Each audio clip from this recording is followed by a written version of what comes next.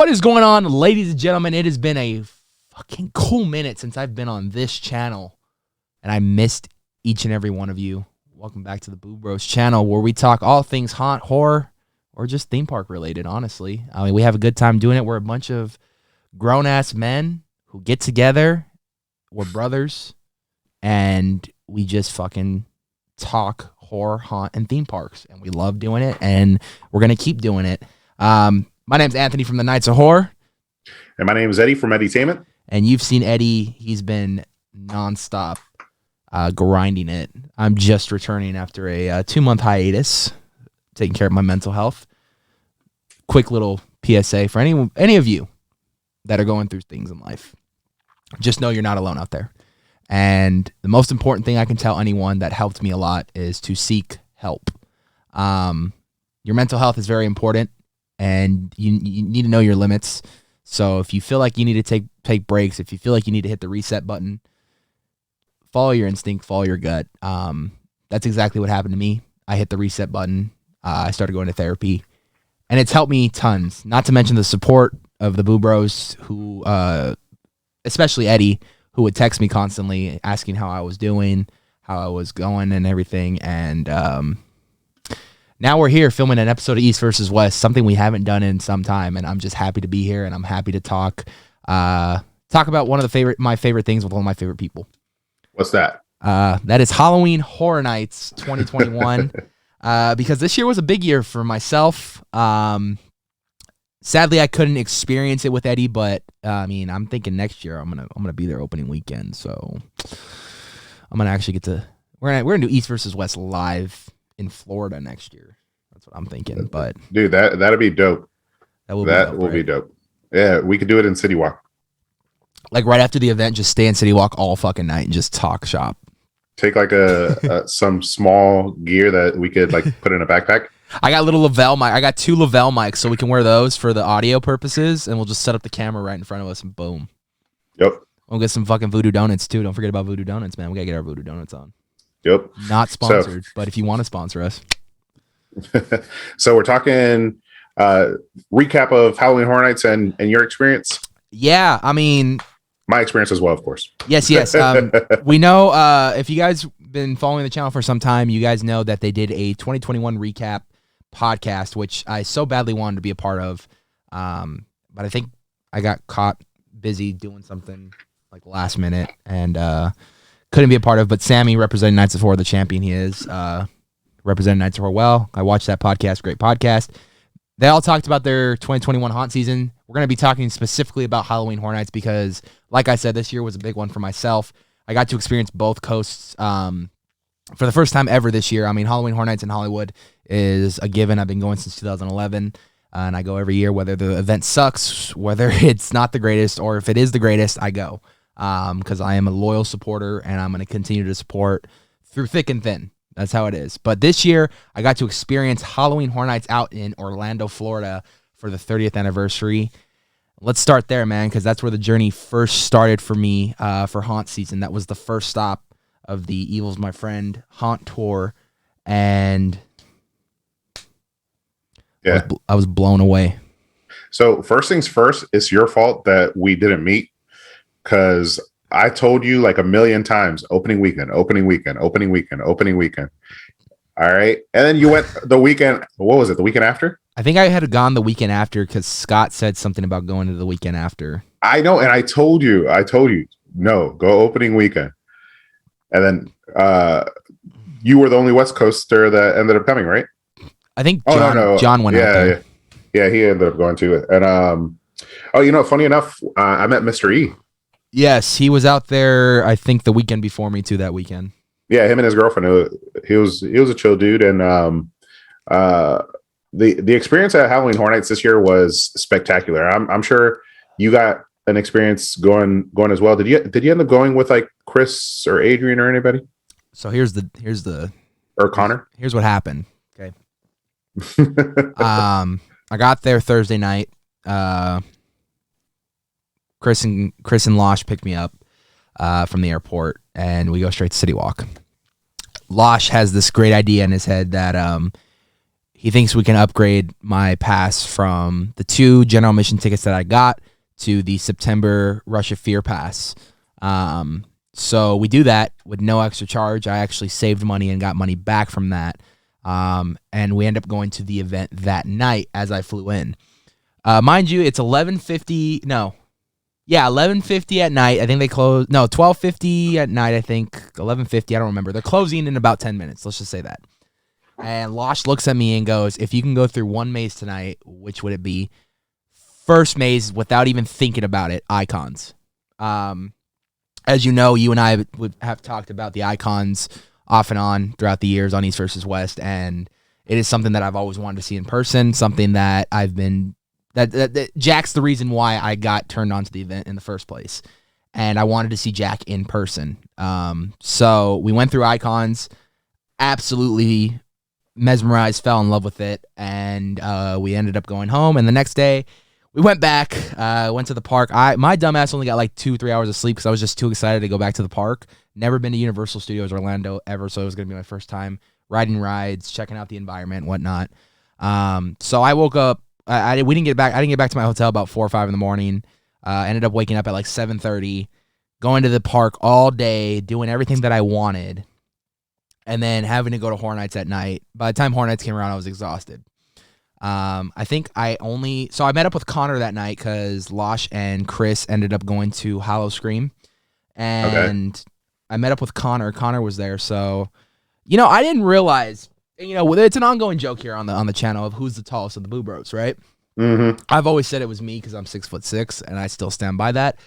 I didn't realize how fucking tall Connor was. Oh, yeah. And he's not as tall as me, but it felt good not having to look down at people for a change. But nonetheless, I got to go a couple mazes with Connor. We saw the Lagoon show, and then Connor ended up bouncing. I couldn't last the whole night because I was just so exhausted, but the next day I ended up sleeping in until about 1 in the afternoon. Went to the park, met up with Chris and Losh for a little bit. Then they went out to Hollow Scream Tampa, and then I had the entire night to myself. Saturday night. Ended up fucking hitting every single maze, some multiple times than others. And I have to say, man, I was just blown away by both the theme park experience and the haunt experience. It is just something that you just can't describe in words.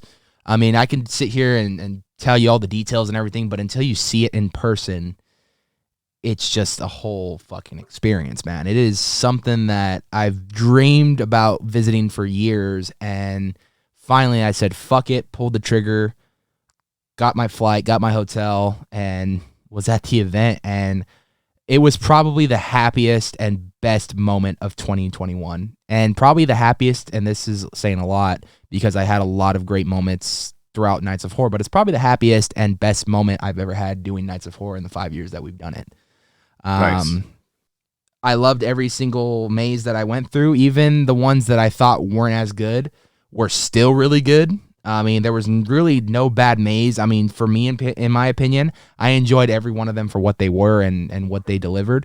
I know with you guys on the East Coast, since you guys, are more used to the event and more of the lores of like the originals and whatnot, you had your issues to pick with, some of the originals, like with Scary Ohio and, certain other ones. But I mean, there was not one maze that I was disappointed in. I would say even like for me, like the worst maze in my opinion, and it was just due to lack of talent, but scenic wise, it was beautiful, was Beetlejuice. And even then that was still a fucking beautiful maze. Like, yeah. There was not one thing I was not I was not disappointed the entire trip. I left wanting. I still think about Orlando to this day. I'm not even fucking exaggerating this. I have fucking dreams about Orlando to this day. Nice. And it shows you how much I miss it. Shows you how much I want to go back.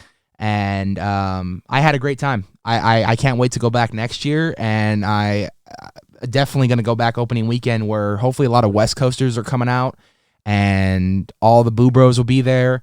Be a giant reunion. And let's just say next year, Halloween Horror Nights, you better get fucking ready because we're going to fucking just take over. We're taking over Horror Nights. You thought Jack the Clown was bad. The Boo Bros are taking over. We're the new icons of this year. That'd be dope if they hired us. But Right? but yeah, no, I had a really good time. But I could tell you a clear house that I thought was the worst. Now that I'm looking back at it, thinking about it, and I wonder if closer to the event while I was there, I thought differently. But Scary did not live up to the like original house that it should have been. When I did the behind the screams tour, it was a really cool house to like go behind and see all the Easter eggs and whatnot. But walking through it, I did not get a good walkthrough. That freak my favorite house though. That it's always tough, but I think if I had to rank it, it would probably go Hill House, Icons. Uh, why can't I remember the name? Pumpkin. Oh, shit. Listen, if I don't know it, it's okay because I don't go every single year. Yeah. Wicked Growth. Wicked Growth. Yeah. Those were my top three. And I think the general consensus was Wicked Growth was almost everybody's favorite, if not top three. It wasn't in my top three, but it was Really? still a fucking solid maze. I'll give it that. Oh, wait. So what's your top three then? My top three were Icons, Hill House, and Case Files. Icon, Hill House, and Case Files. Case Files was actually really good. I love the concept of Case Files so a little backstory behind Case Files too. The first day we were actually in the park. By the way, if you personally ever get to be friends with Adrian, you will never need a tour guide in Universal Orlando. Like, he will tell you literally every secret. He will tell you the best ways to go. He will make sure you have the best experience. If you're coming out for a mini vacation, he will make sure that you have the best theme park experience and haunt experience, hands down. I'm putting that out right now. Adrian, if you're watching, thank you for one of the greatest times I've ever had in my life. Yeah, he's a very selfless guy. No, he really is. He makes sure Yeah. that every single guest that comes into his hometown, his territory, they are taken care of. It's like talking to a mobster. It honestly is. Like, he is like the Godfather. He will make sure that everything goes smooth for you, no matter what the cost is.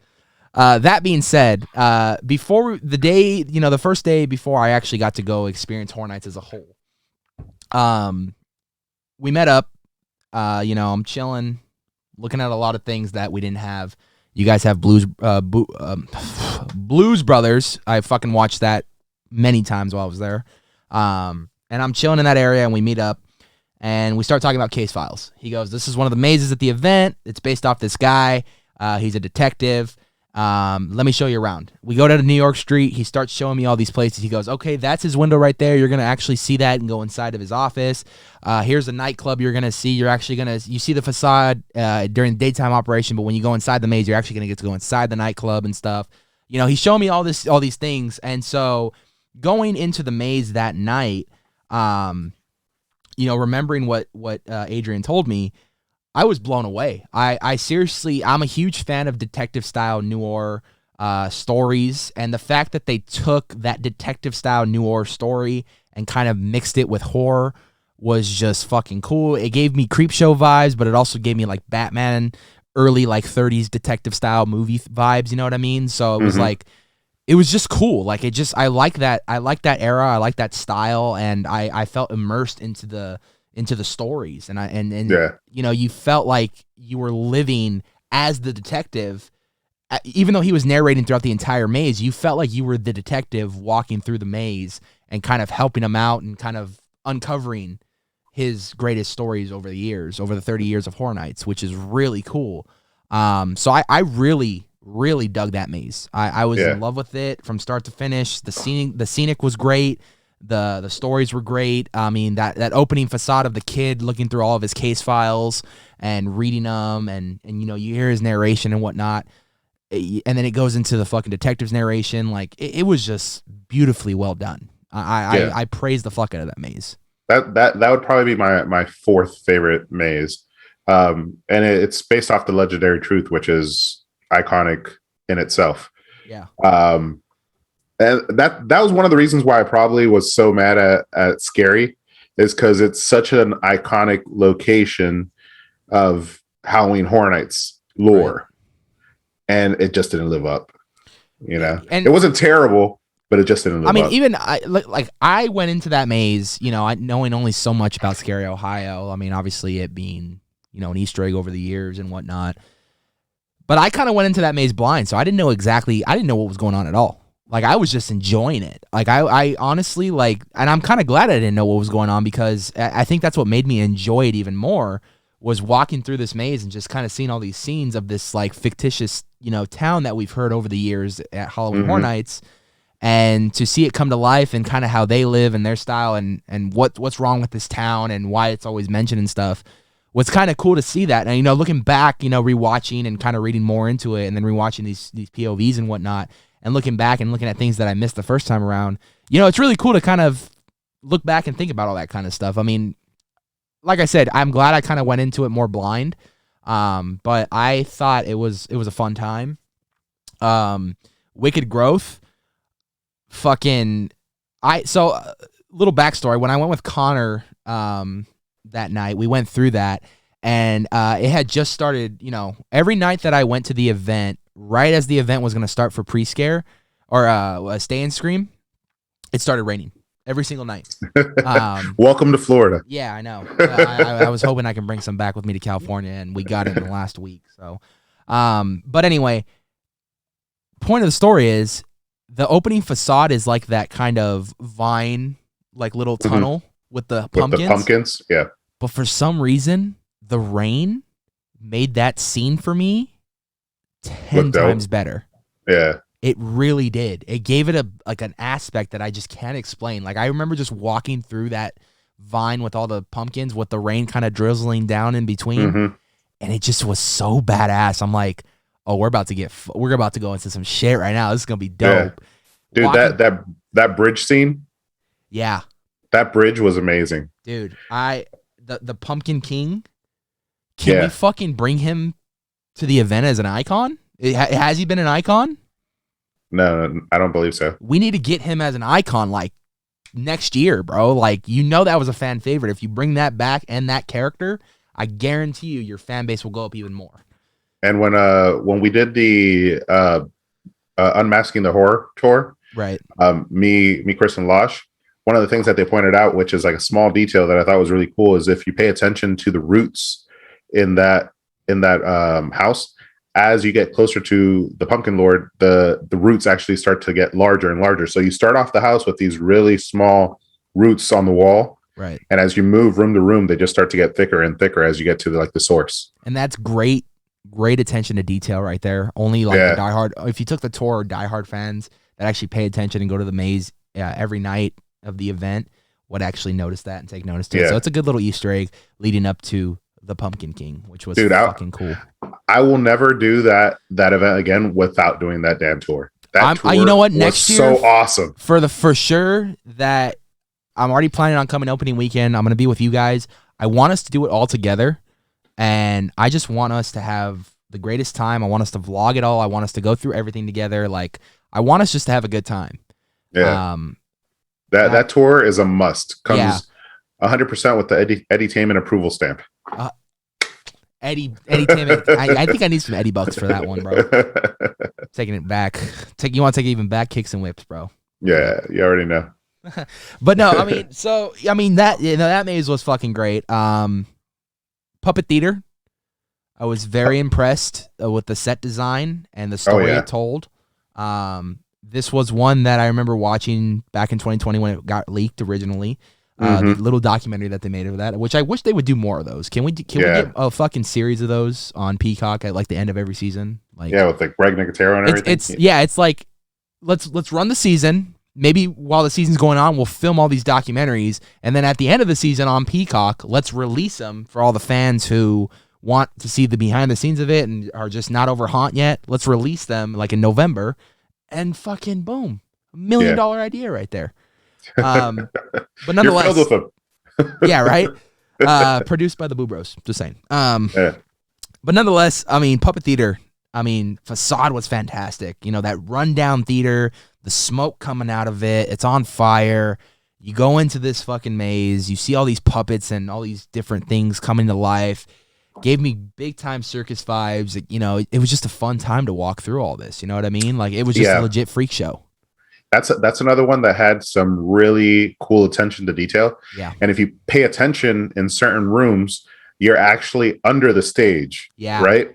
And if you look up, you could actually see the physical stage. Like they went out of their way to make sure that your viewing angle, you don't see anything that's out of place. It looks like you are under the stage where they would be performing. It was I'm sick. not gonna lie, you just brought that up for the first time, and I never noticed that. What? So there's one area where you walk in, and then the next room you're under the stage, and it's partially collapsed, and you can notice it even better. But there's a character in the middle of the room, and he's like in a like a drop, kind of like a what are those called? Like the little secret doors on the floor. Oh yeah. I know what you're He's standing in that. Like if they're going to bring him up, and then from that room you go to the next one, and you can actually look up, you can see the curtains and everything, like the different set design up there. Like, yeah, dude, that house from like an aesthetic perspective was amazing. The attention to detail, bro. This year was a really good one. A lot of people gave it shit, but I had a fucking blast. There were some exceptional houses. I had a blast. I'm trying to get over all the originals first before we dive into the IPs, but actually I'll even save that one for last. Let's dive into the IPs and then we'll come back to icons. There's just a lot to take in with icons. That's why to take in with icons. Let's talk about some IPs. Bride of Frankenstein Lives. I love the way you guys executed that storyline and told your guys' own story. The fun part about this year was compare and contrast certain properties. Such as Bride of Frankenstein Lives, Leatherface, Haunting a Hill House, fucking disappointment. Anyway, what, at our event? No, at our event. Oh, okay. Trust me, I got tons to say about the one in Orlando. You don't even gotta fucking get me started. We'll get there though. Bride of Frankenstein Lives though. I love the opening scene of the projection showing the castle blowing up, then transitioning to the scene of her trying to lift up Frankenstein, that massive fucking like 3-story set, bro. Like, holy shit, I've never seen a bigger set in my life. And then fucking just walking through that and seeing that, iconic battle between the bride and the other brides of Dracula. And shout out to Connor for pointing out the Creature of the Black Lagoon Easter egg. That's the only time I've ever seen the Creature of the Black Lagoon in any type of maze house. And I will forever remember that until we get our own creature from the Black Lagoon maze. But that was a cool Easter egg. I mean, just seeing this maze blew me away. I was fucking impressed. It felt like I was back in the 30s again when these movies came out. We really immersed you into the story. The spiritual sequel of The Bride of Frankenstein Lives, of The Bride of Frankenstein, as they call it. This was a maze to really look at. And this was the maze that was an original idea designed by Orlando, and John Murdy essentially loved the idea, took the concept of it, and kind of made it his own to fit in with our storyline, which is why I love both mazes for different reasons. So it's hard for me to choose a favorite because I like a lot of stuff from the Orlando one, but I really love the story and the score that we got with the Hollywood one. So it's hard for me to pick a favorite on each coast with these mazes because they were both fucking solid. You can't deny that. They were both, whether you went to the event or not, I mean, they were both solid mazes. Now, a question for you, was that the location for the maze at HHN Light? Was it the same location? I didn't get to do HHN Light, but yes, it is the same location. It's the same location. So Beetlejuice, that, and Tooth Fairy, they were all the same location? Yep. Okay. So yeah, that was good. We forgot to talk about Tooth Fairy. Tooth Fairy was, so I like Tooth Fairy. I didn't like the mask of the Tooth Fairy, but I love how it's like a children's book and you're going through the whole entire story and like you see like the pages and everything throughout the whole entire like walkthrough. I thought that was a really cool one. Unfortunately, that wasn't part of our behind the Screams tour. Yeah. But that house, I love the concept. So a lot of the Boo Bros know, I very much spoke very negatively on this maze, saying wasn't a fan of it. When I watched the walkthrough, this is when I watched the walkthrough, HHN Light. Wasn't a fan of it, didn't like the art style. God, is it way different when you walk through it, though? Yeah. It really, really is. There's more. You could see, and I always tell people this, no walkthrough ever lives up to the actual thing that you see with your own eyes in person. Your eyes give out way more detail that's missed on camera. The camera only picks up so much. Your eyes pick up everything. Walking through that maze, I went through that maze twice because I went one night and then I went the second night just to hit them all. I was actually, not going to lie, I was pretty impressed with it. Really liked the story that was told. A folk tale that's been around for generations and generations and will continue to be around until the end of time, which is of the Tooth Fairy.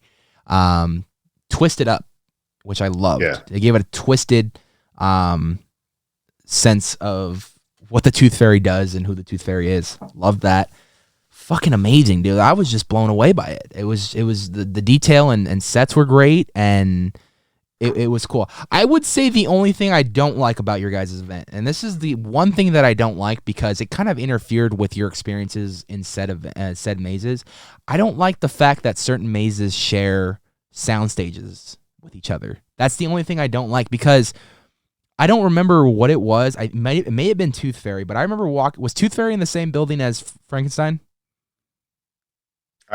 No, it's in the same building as Icons. As Icons. I think it was that one. There was a time when I was walking through Icons and I can faintly hear Tooth Fairy audio. Which kind of, for a second, kind of guided me away towards the other maze than the maze I was currently in. That's the only thing I don't like.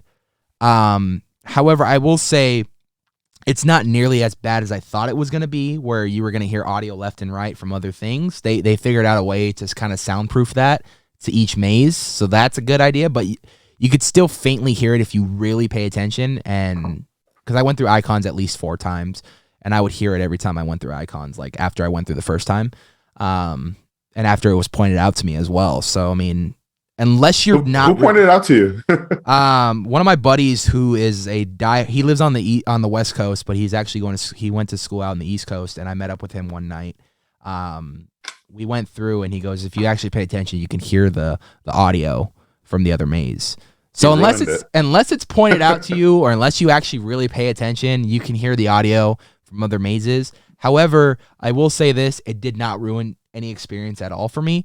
I just wish that they would, in my opinion, if they gave one maze an entire soundstage, not only can you make it more bigger, but it has its own room. You know what I mean? Like, I mean, that's just me being needy at that point because I want a bigger maze. But I mean, dude, I've gone to the event now for over 15 years and never noticed the other house, like, really? Soundtrack. Yep. Wow. I go for the first time, it's pointed out to me and I can actually faintly hear it. Wow.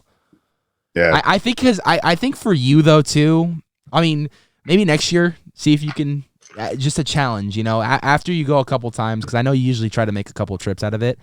I would say just as a challenge to see when you walk in, it was when I walked in one of the mazes. I think it was Icons. When I first walked in, I faintly heard the narration for Tooth Fairy in the beginning. And I was like, oh, that's interesting. But it was like very faintly. Like it was like you had to really listen in to kind of hear it. So I can hear it, but yeah, just I think for a challenge one night, just go to the event and see if you can faintly hear other mazes within that maze. You know what I mean? Just to see if, I mean, but that was my only, that's my only issue. I mean, and that's not even a big issue, and that's not even an issue people would actually consider to worry about if you're going just one time. That's something if you go many times. But like you said, you've been going for 15 years and you didn't notice it, and I noticed it like the first year I went. Yeah. But that's because it was pointed out to me. And then you tried to listen for it.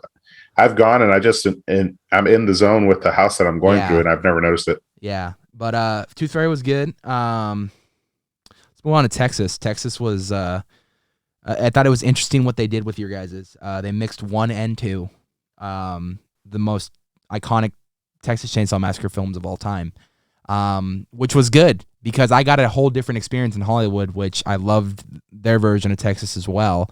But to see 1 and 2 represented at your event, which we've had 2 in the past and we've had 1 in the past. To see them combined and how they sold that and the sets and the smells was just, I was blown away. You're going to hear that term a lot, blown away, because I really was. Texas was the first house that we went through during the tour. Right. So that was a house that is just to me holds a special place, just because it was the first house of the first tour, behind the horror tour that we've ever done, or I've ever done. Right. I like Texas. I have nothing bad to say about the Texas Chainsaw Massacre, but I mean, I've done it before. Yeah, you know? I'm the same boat. I mean, I've done it before, but I'm always curious to see how they're gonna. For me, the first film, I never got to go through. I think the year that I had it, I didn't get a chance to go through, and that was the year. Those were the years prior to me not being able to complete everything. Now I could do it, no problem. But that was the year that I didn't get to go through it. I think that was the one maze I didn't get to go through. So for me to see the original film in a maze, it was all brand new to me. It was cool. A lot of scenes represented on both coasts. So it was a lot of fun to go through that, and to see you guys bring in, 2 and stuff with what's his name, Chop Top. I mean, that fucking was funny. That was great for me. But yeah, let's move on to The Haunting of Hill House. Dude, that was a house. You want to know my exact words? The first time I walked through and saw the opening facade. Was it profane? You want to know my exact words the first time I ever went through that maze in Orlando? Go ahead. Exact words. The minute I walked in and saw the giant ass house facade, I am going to be disappointed in Hollywood. Exact words. Not even exaggerating it. Those were my exact words when I fucking walked through those doors. Yeah, the Hollywood house didn't even have a facade. Oh, I know. Don't even get me started on that. Well, don't even get me started on that. Trust me, I know. I walked through the door into the soundstage and was immersed into the Hill House universe. I was making jokes because I had met some people online the 2 days that I was there, some other West Coasters that were really cool. Actually, one of the girls that I met works at a haunt out here called what's it called? It's in Thousand Oaks. I forget the name. It's Reign of Terror. She's a scare actress in Reign of Terror, which was funny enough because I've been there once in 2021. And it was a lot of fun, and we were talking, and we were going through it, and obviously the ongoing joke in Hollywood is black walls. I felt at home in that maze because there was certain scenes that had black walls, but they were there for a reason. Mm-hmm. To immerse a scare. And it was the scare of her hovering over you when you looked up, and I was like, Oh my God, this is terrifying, but I feel like I'm at home with these black walls. Yeah, that scare was intense. It was so good. That was probably, I'm not even exaggerating, the scariest maze that I ever been through at a Horror Nights. It was. I take that back. That's Exorcist 2016. That's the second scariest maze I've ever been in Horror Nights. There you go. That house was just amazing, and they were like, it was like practical effects too. A lot of practicals, a lot of great special effects too. The Slender Man, bent neck lady, all that. It was fantastic. But the thing that stands out to me the most is that opening facade of the fucking house. And also like one of the first opening scenes where like the wall looks like a wall, but then it gets clear and you see her hang herself. Yes, dude. And then like when you walk like down that hallway, you actually have a real person there as her. Like that was so cool, dude. I mean, they blew me away with this. It actually legit terrified the hell out of me. I think it was honestly safe enough for me to say that was the scariest maze at Orlando this year for me. Easy. Maybe, yeah. Easy for me. I mean, all the other ones, I think I was just more fanboyed and mesmerized and just blown away by them. This one, walking through it, actually scared the fuck out of me. Like there were scenes that I was like, "Holy shit, this is terrifying." Yeah, no, that was my favorite for a reason.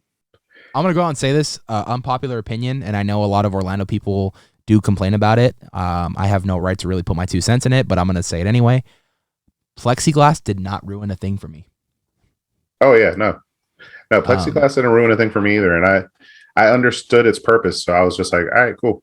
Yeah, I'm it just gonna just didn't gonna live ruin with a it. thing for me. It really didn't, and I applaud Orlando for doing that to better keep their actors safe, Yeah, and I especially mean during it tough wasn't times. everywhere either. No, it really wasn't, especially in Hill Yeah, House. I mean, I think in Hill House too, it worked out a lot with the special effects that they had in there, yeah.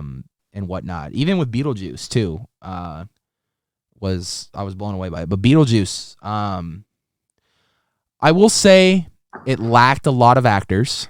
And I know that at least on the West Coast, I don't know how it was on the East Coast. A lot of people didn't come back to work Haunt this year because of COVID. Hmm. And you know, I completely understand. I mean, you're going to be around thousands of people a night. And you want to, you know, you rather take the safe route and, you know, just not work it because you're going to be around thousands of people a night. You don't know if they have COVID or not. So I completely understood the reasoning why a lot of people didn't come back. And I completely support it because it is scary times we live in. COVID is no joke. But, you know, I mean, I think what saved Beetlejuice ultimately with me was, you know, there was a lack of actors, but the set designs were just fucking gorgeous, bro. Yeah, no, Beetlejuice was a really cool house to walk through, but I had two walkthroughs. One was decent, and one was terrible. I did too. I really did. The Yeah, first time I walked through it, it was decent. The second time I walked through it, it was terrible. But yeah, what saved it for me was just looking at all the iconic sets and being immersed into that film because of those sets. yeah. No, that part was really cool. Like all the rooms were awesome, but the second time, coincidentally enough, was actually walking through with Connor, and I felt bad because it was Connor's first time going through it. Oh So man. we went through, and I was just like, "Oh damn, Connor, you got the worst version of Beetlejuice I I've you know seen." what sucks though? I didn't get to see the sandworm effect. Oh, dude, that probably is the best part of the house. Yeah. But I just like all the rooms. To be honest, to see like everything like that you see in the movie, that's part of the attraction of going to Halloween Horror Nights is to Yeah. be able to live, you know, live the movies, kind of like Universal Studios originally kind of was marketing itself. It's the same thing that you could do, but you live the horror movies. Yeah. And if you're a horror fan, it's awesome. I love it. And the last maze, save the best for last. HHN icons. Wouldn't be a 30th anniversary party without these beautiful people. It's funny to think that's your favorite because a lot that I heard from people who aren't from Orlando is I didn't get that house. I didn't have to get it. I think for Yeah, me, it was just the fact of I knew who these icons were. I've been the reason why, and I've said it repeatedly and I'll say it again, Jack is the reason why I got into this event.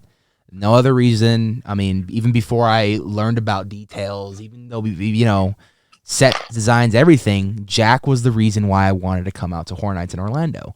Jack, in my opinion, was one of the fucking funniest and coolest characters that I ever seen at a haunt. I mean, to have someone who can talk shit, back it up, and be scary and just badass is fucking awesome, dude.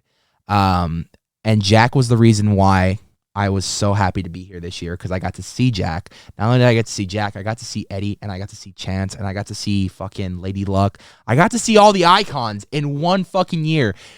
Fucking 15 years of watching this shit on YouTube and I got to see everything I wanted to see in 2 whole nights.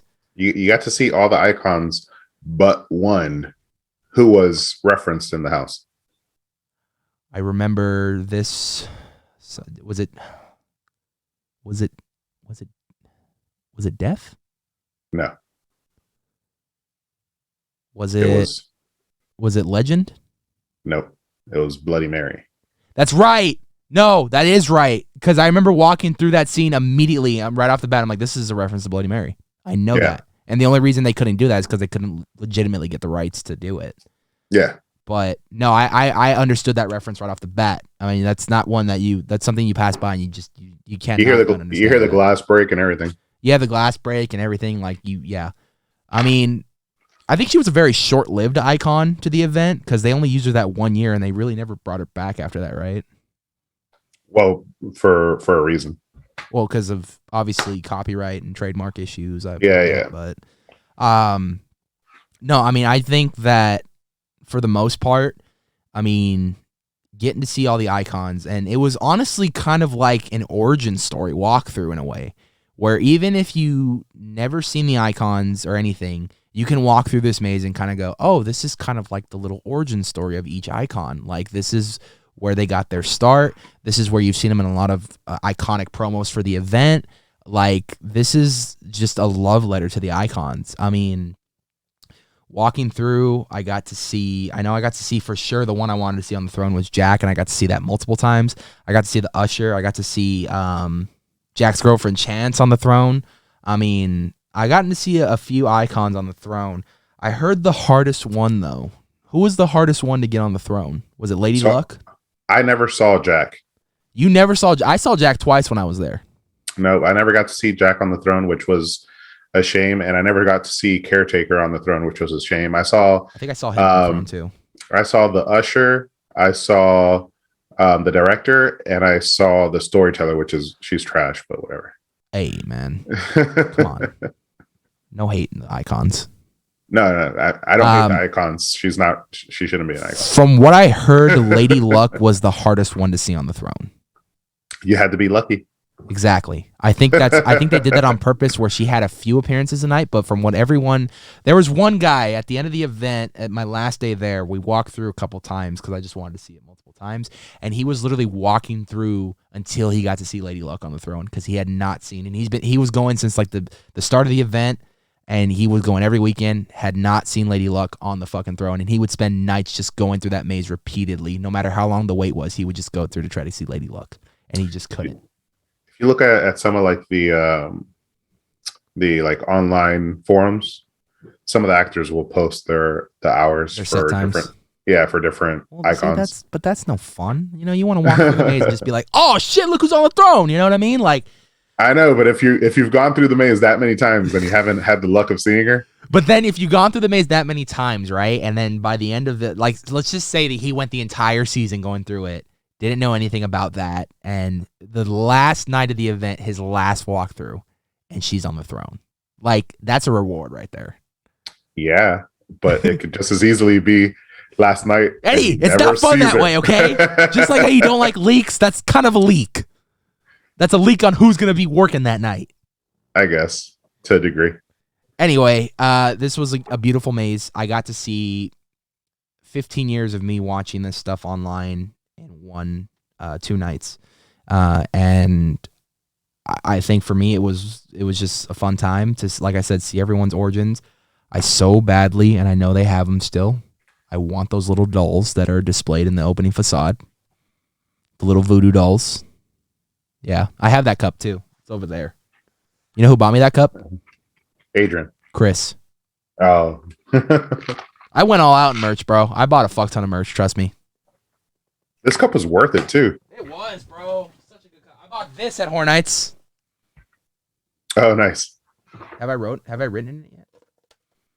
I have not. Good. I kind of bought it as a set design piece. Nice. I mean, this is iconic. So, yeah, man, mazes were great. Let's talk about some scare zones, and then we'll wrap it up because we're pretty deep into this. I know this is a long episode. This is a long episode for a reason. We haven't talked to each other in forever, so. Yeah. As far as the scare zones go, I barely paid them any mind. I was Saturday because if you get general admission, I'm telling you right now, you either hit the mazes in the beginning of the event or the very end of the event. That's how you do it. I mean, the lines are outrageous. The fucking line. That's another problem I have. Your fucking lines to get to mazes are like fucking 5 miles long. Well, that's how they manage the crowd, because the lines get that freaking long. It's fucking like I was like I have to go on a hike just to get to Hill House. Holy shit! Yeah, Beetlejuice and Hill House are probably the worst ones to do. The worst last. Walks. Don't do that last. I always did those first. Those were always my stay and screams. Because that walk back will hurt. I think the first night for Stay and Scream I did Beetlejuice, and the second night for Stay and Scream I did Hill House, and I did those first on purpose because I knew those were going to be the 2 most crowded. Yeah, I think I opened up with Hill House the first night. Then there was two. Then you can go to like Puppet Theater and Wicked Growth and Scary Ohio too. I didn't know that until like the second day when I was already going to Hill House. So I know that for next year. Yeah, Puppet Theater, Wicked Growth, those are decently bad walks, but nothing compares to Beetlejuice and Hill House. Those walks are terrible. Yeah, they're fucking. Ugh. But nonetheless, man. I mean, okay. Crypt TV. I'll run it down real quick. Crypt TV ultimately was great scenic wise, but it was a disappointment. It wasn't what I was expecting, but from what I heard in that scare zone, I'm assuming that was the same area that housed Rob Zombie. Yeah. So I know that that's more of a photo op scare zone more than anything, and a more theatrical scare zone. Theatrical. I would say theatrical. Yes. Yeah, because they do put on little performances for Crypt TV. They put on a lot of the iconic scenes from each icon of Crypt TV, which was fucking bitching to see. So that was cool. Seek and Destroy shocked me. It was actually I thought it was really good. I was really shocked by how good it was. That was pretty fun to see, like the little stage show, stilt walkers, and the aliens kind of walking around with prisoners and whatnot. That was really cool. What was the Terror? The Terror Queen? Is that her name? Terror Queen. Oh, Terror Coensis. Yes. I'm not gonna lie. Yes, her name is the Terror Queen, but this is the one that comes out every 15 years, correct? Correct. So I was very humble and thankful that I got to see that. It's rare that you get a 15-year anniversary sighting. And I was lucky enough to show up, and again, another icon that you don't get to see very often, and I got to see all these icons in just one weekend. To see her was really cool. To see her do her thing, I can just stand there and watch her show all night, where she's out in front of the gallows and just kind of moving around and stuff. Like, I thought that was fucking fantastic. Was a little disappointed in the scare zone overall, though.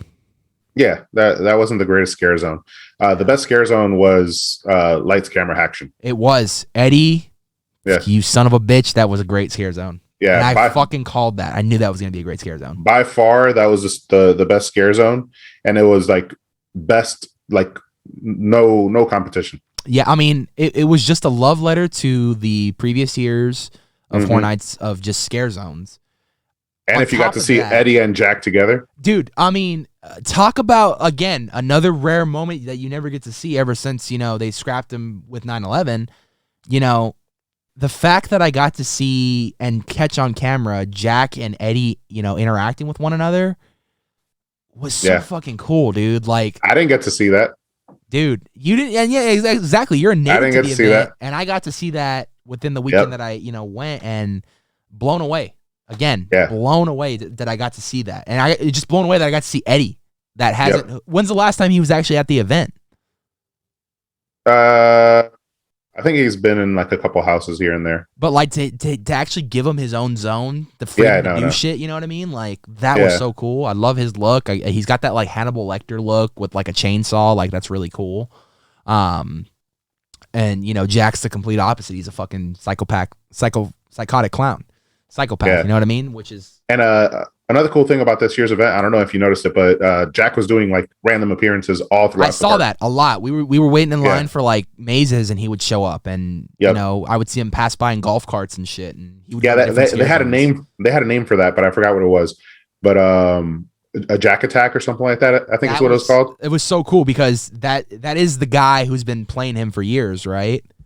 In some cases, not in all cases. I think I caught the guy at least one of the nights that I was there. I mean, it felt like him. It sounded like him. It even looked like him, but I mean makeup. Yeah, but he definitely was there. Yeah, but he wasn't all the Jacks you saw. Well, that's obvious, but even though like well done ones, because obviously you have the ones with the mask. Yeah, even the well done ones. He wasn't all of the ones that were actually done up. Right. But that was fucking cool to see. I think, honestly, other than, the Terror, I like that a little bit better than the opening scare zone right there in front of Shrek. Me personally, I thought that area was just a waste of space. It was more of just a photo op. There was not much to it. It's literally that alley, and I'm just like, really? Yeah, it's typically the least impressive, which is funny because you have some Disney vloggers that come over to Halloween Horror Nights and they're like, this is always the best a scare zone, and I'm like, you've never been to the event. Yeah, you've never been to the event, but like for me being a Horror Nights fan, you know, that's obviously like the first thing that's gonna attract people, and that's supposed to be your opener to the event. Mm-hmm. And it was just a photo album. Just like, you could scrap this, and I wouldn't even care. Just extend the scare zones. It's fine. I mean, it serves a purpose, and it kind of it sets the tone. And it only gets better from there. It really does. No, once you get past that, I mean, you're fucking in a world. Yeah. If the best scare zone was right there, and then the rest were subpar, I think that would be worse. Yeah, hands down. Yeah, I mean, it's just an event that you have to see for yourself. The Lagoon Show. Oh my god. Oh yeah. Oh. I'm so glad I finally got to see that with my own two eyes. Yeah. World of Color Who? Yeah, that Lagoon Show is amazing. I like the references they used for Beetlejuice this year, even though they couldn't use it, obviously, because of trademark copyright. But you saw the colors in there, so it was still represented. Yeah. That was cool. Marathon of Mayhem. It was such a good show, dude. Like, I love that fucking... I know so many people that would actually love to see that in person. It was so fucking... You missed last year, or the 2 years ago. Killer Clowns one I would love to have seen. That would have been so fun. Oh yeah, that one was dope. And the music that they had with the Killer Clowns, and then like the projection of like the tent like landing in the background. Now, where was Killer Clowns at? Was that where Killer Clowns Crypt was? Where Crypt TV was? Yeah, where was that scare? No. So it was let's say you're coming from Transformers, Gorewood Forest. Okay. So I called it Terra Cruentus, so it was actually Gorewood Forest. My bad. So if you're coming from Gorewood Forest heading towards Eddie, instead of going towards Eddie, make a right and pass Transformers. That's where it was. Okay. So there was no scare zone there this year. Okay. Yeah. I got to see the iconic location where they did the TV spot this year, the alley. I walked through that many times, hoping that I was gonna hear some screams down below. Didn't hear anything. False advertisement. Thanks very much. No, I'm just kidding.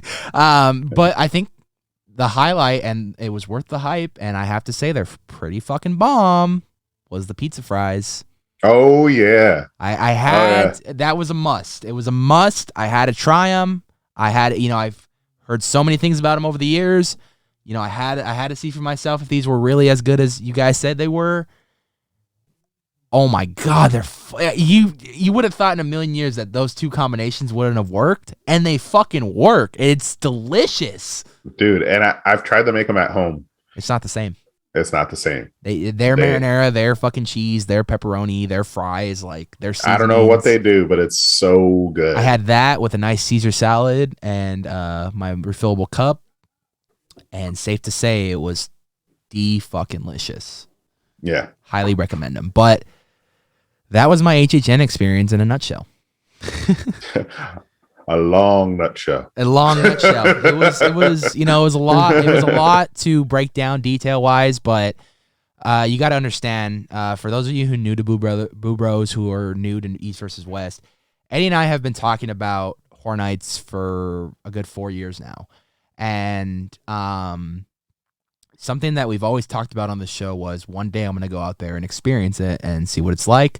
And this was the year that I got to do that. Obviously, it wasn't with Eddie, but I still got to experience it. And now it's the tables have turned a little bit, because now we can both talk about something that we've actually both experienced and relate on a lot of things. And it's the first time that's ever really happened on East versus West as far as covering haunts and whatnot.